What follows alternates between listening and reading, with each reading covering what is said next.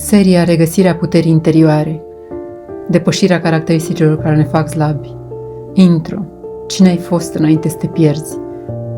Există o clipă aproape imperceptibilă în viața fiecărui om, clipa în care se rătăcește de sine.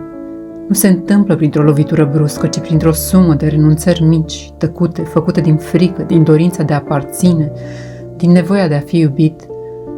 Cândva erai autentic, spontan, plin de curaj, plin de viață. Erai acel copil care spunea adevărul chiar dacă tremura, care iubea fără măsură, care se mira de tot ce vedea. Și apoi lumea te-a învățat altceva, să te potrivești, să te conformezi, să taci, să nu superi, să spui masca potrivită pentru a fi acceptat. Așa ai început să te pierzi, nu într-o zi, ci în mii de momente în care ai spus da când voiai să spui nu, în mii de tăceri care au ucis adevărul tău, în mii de compromisuri făcute cu speranța că vei fi în sfârșit suficient. Dar într-o zi, ceva în tine a obosit, o oboseală care nu vine din muncă, ci din fals, din acea tensiune continuă de a trăi departe de tine. Și acolo, în oboseala asta tăcută, se naște trezire.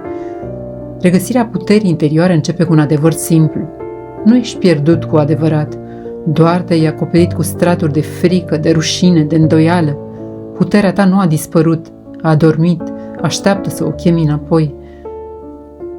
Adevărata forță nu se învață din cărți, nici din teorii, ci se reamintește, se trezește în clipa în care încetezi să mai joci rolul impus, în clipa în care spui în tăcere, mi-e dor de mine.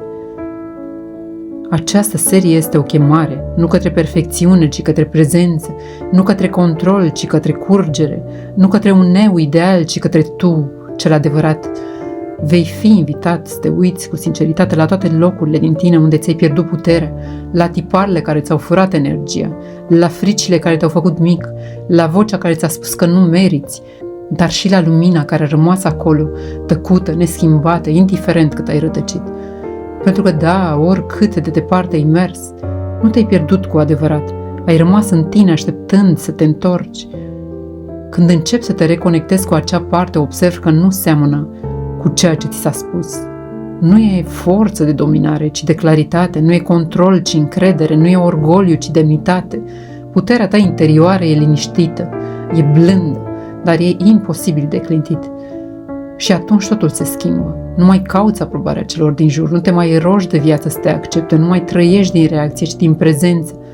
Începi să vezi că lumea nu e dușmanul tău, ci oglinda ta și că tot ceea ce ai crezut că te-a sfărâmat, de fapt te-a sculptat. A regăsi puterea interioară nu înseamnă a deveni altcineva, ci a înceta să mai fii cine nu ești. E o revenire, o reamintire, o reîntoarcere, să-ți amintești cine ai fost înainte să te pierzi și să ai curajul să devii în sfârșit acela din nou, dar de data aceasta conștient. Aceasta este poarta de început.